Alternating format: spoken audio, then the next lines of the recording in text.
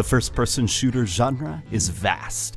Tons of time and effort go into the maps that developers create. Well, maps need to play well, which is up to the various designers and game leads. It's up to the artists to pretty them up.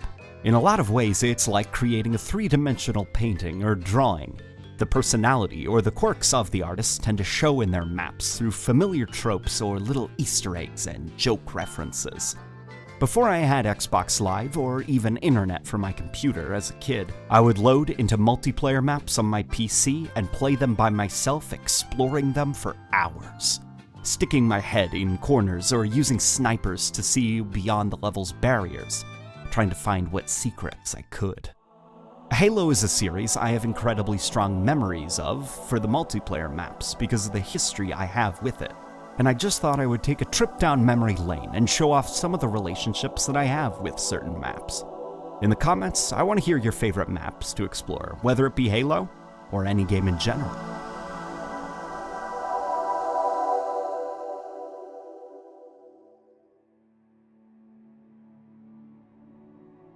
One of my favorite memories of Halo 2 was during a camping trip to Maine with a friend. His family brought a TV, Xbox, and a generator. At this time, I didn't have an Xbox or any means to play Halo, so it was this elusive and mysterious series to me.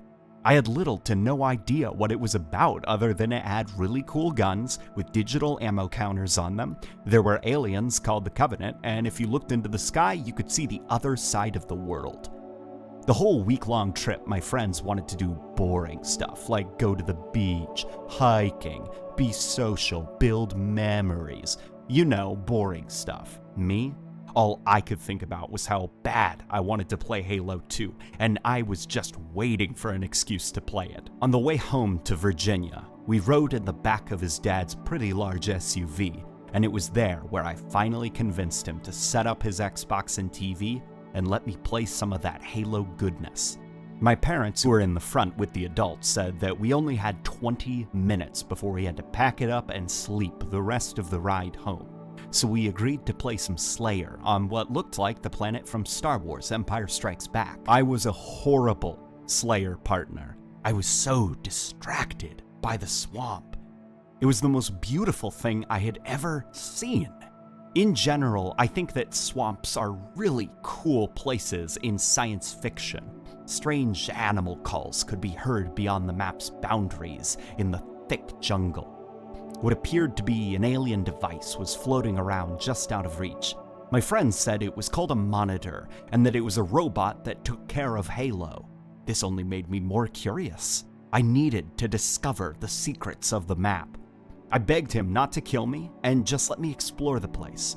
Our explorations didn't get far, sadly, and the Xbox had to be turned off. And I went to bed in my sleeping bag in the back of that SUV, thinking about the worlds and the stories that the multiplayer maps of Halo contained.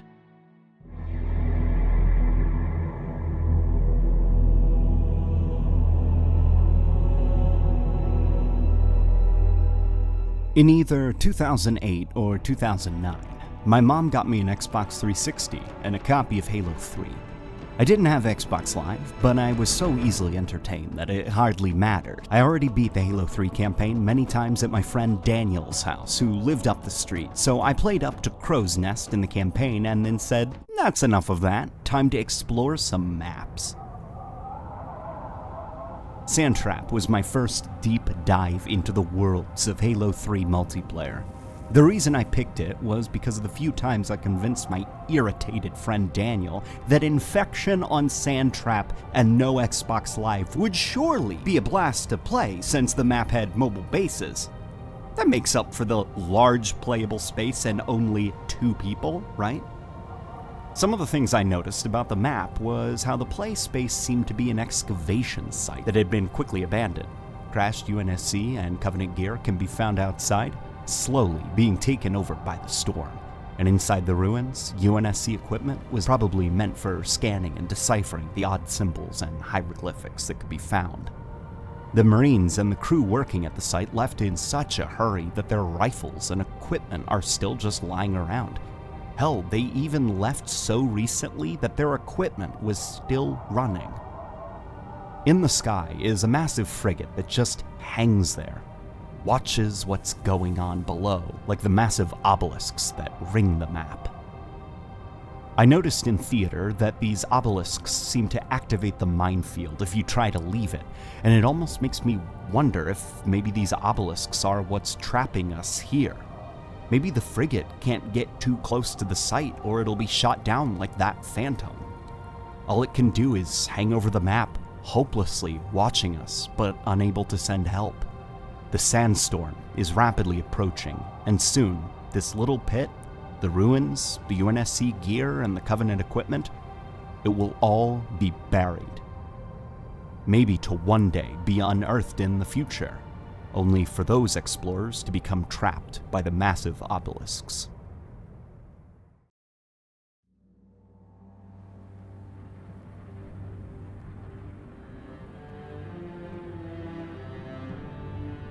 Next, we have Last Resort. This map I loved for forging purposes, and I'm really sad that I don't have my crappy map variants anymore, since my Xbox Live profile isn't the original profile I made for my 360 back in the day. This map encompasses so much of what I loved about Halo 3's atmosphere. Lots of modern military-esque designs, and a sense that you just missed everyone. As in, this place was probably really busy about an hour and a half ago, but everyone packed in a hurry and left for some reason. And you only just arrived. I spent many hours stacking crates on the beach of this map, or trying to use an assault rifle or sniper rifle to shoot down the birds flying around above the water. I love water in general, and outside of Mario Sunshine, Halo 3 had the best water I had ever seen in a video game up until that point. There was a real sense of momentum and buoyancy to the way it would lap up and push itself on the beach like real waves. The sounds were excellent as well. When I was done playing down by the beach, I'd take my Warthog up to the industrial areas to explore those. Now I'm gonna show you guys a little secret that I've kept close to my heart. A little piece of Halo that I've always admired, but I've never talked about, and honestly I do feel kind of silly admiring it this much. But this corner in the map is a little place I always admired. This wall looks so good to me. When capturing footage for this video, I was shocked that it still looks as good as I remember it looking back in the day. The little shadows that fill the grooves of the sloppy paint job, the wear and age on the wall. It's a small thing, but I remember this wall seeming unreal because of how realistically it was lit and textured. It really opened up my eyes to how talented video game artists are, that they can make something look so real despite it just being a piece of software and not real life.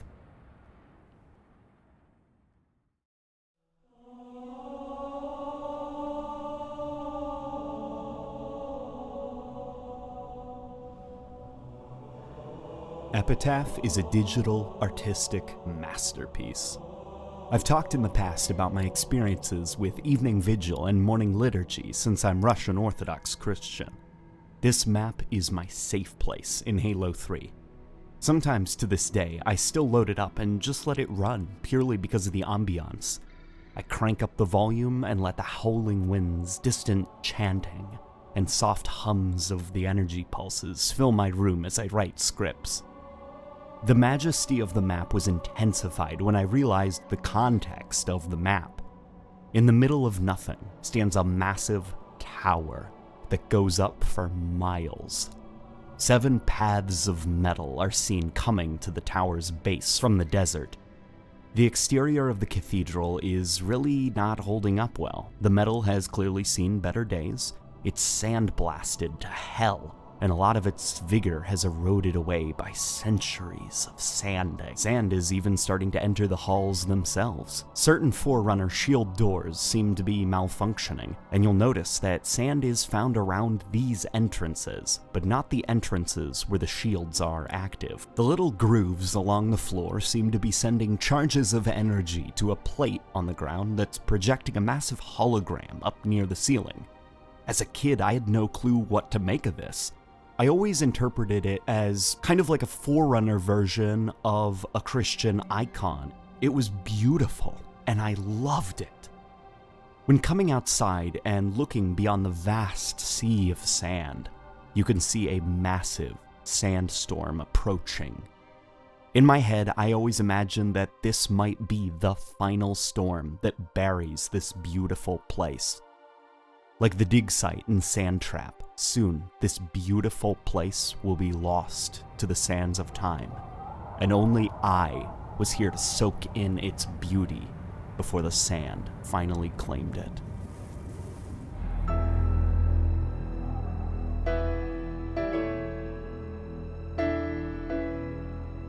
The Pit is one of those "you just missed everyone" type of maps.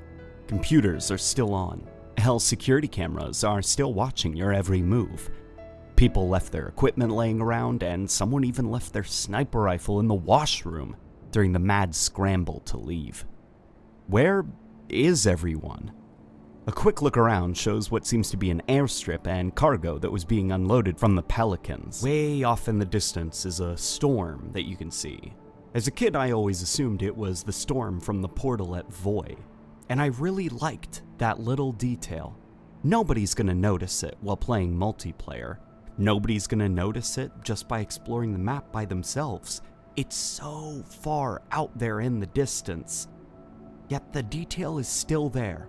Some artist thought that he had to do it and he didn't care if anybody noticed it. And I appreciate that. But like the other maps, you just missed everyone. All that's missing is a cup of coffee that's still hot in the computer room. Speaking of which, I love this computer room. It really encapsulates what the UNSC are in the world of Halo. We are 500 years in the future. But in Halo's universe, technology clearly developed a little bit differently than it probably would in real life. Filing cabinets and paper are still in use. Beige keyboards and desktop computers are still being used. TV monitors are still very low-tech and have a very scrappy military feel to them. I would have loved to see this map full of Marines and their green BDUs being yelled at by drill sergeants. Preferably ones with bushy mustaches. Hell, some Marines I could have imagined slacking off and playing cards while avoiding security cameras so that they don't get caught. I loved the very friendly, hopeful, and modern military feel of Halo 3's UNSC, and this map was one of my favorites to explore because of this.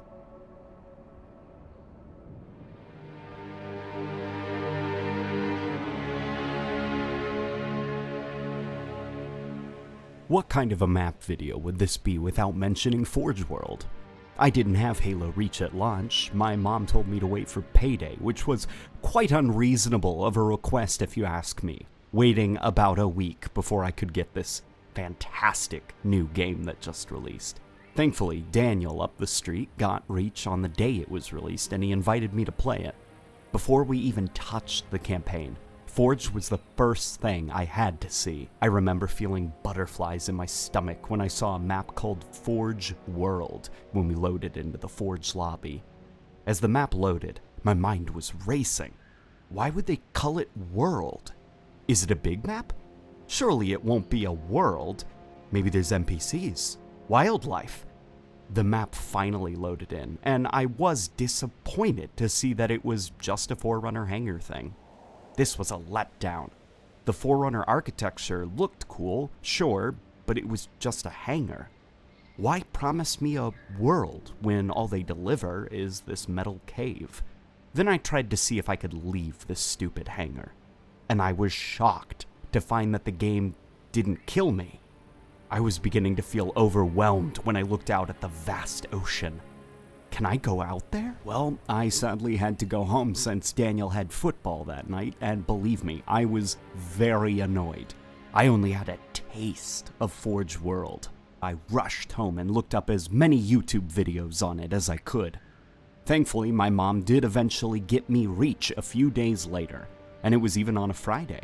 So my brother and I got right to work planning what map we would make as we drove home from GameStop. We agreed on a Covenant battle fleet attacking a human city. We spent hours that afternoon learning the controls, exploring the unbelievably large map, and scoping out good locations for our city. Vasily got right to work in Blood Gulch, while I was busy creating the Covenant ship. We didn't even touch anything but Forge for days. Vasily and I theorized about the massive Skull Mountain in the distance, or what the weird Forerunner pillar was doing since it looked different from the ones in previous games. We stumbled upon the small Forerunner tunnel on the island and wondered if maybe there were more. Maybe there's an underground section of the map that's Forerunner themed. There wasn't, but we did find that pretty cave with the water reflecting on the walls. Forge World doesn't have much to it in terms of environmental storytelling. It's designed to be a canvas for you to forge on. But what stories it does have are the memories that you build. And that's special in its own right. I love Forge World.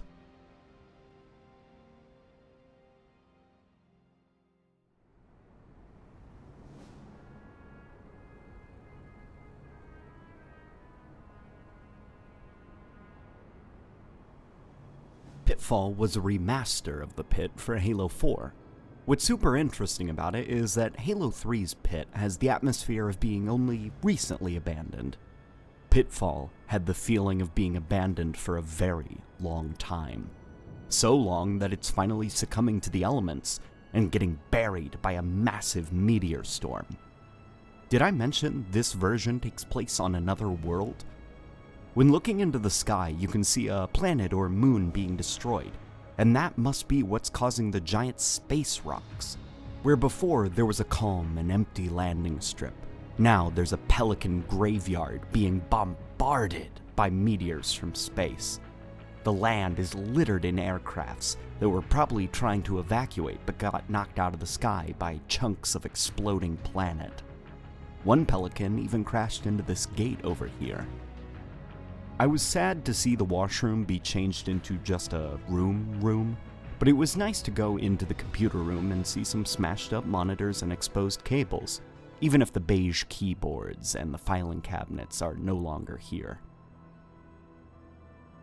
I don't have too many memories from Halo 4, but my memories of Pitfall do bring a smile to my face.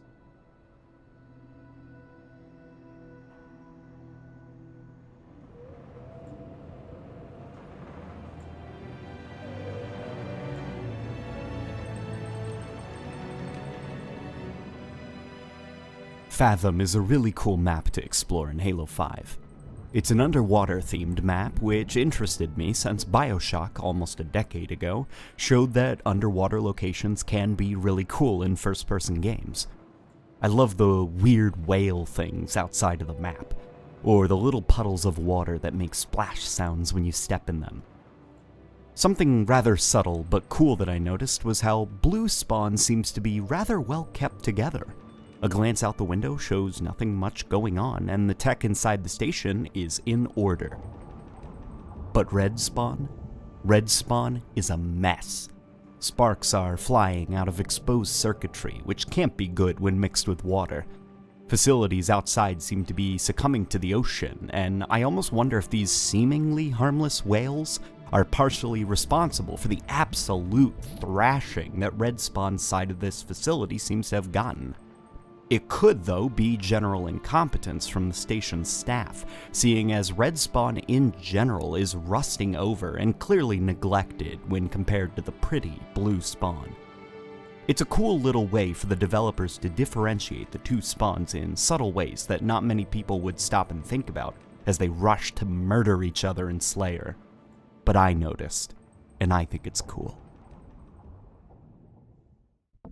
I have many more stories to share about Halo's multiplayer maps, but for the sake of discussion, I want to pass the open mic on to you guys in the comment section below. I want you to share your favorite memories with Halo multiplayer maps across all the games.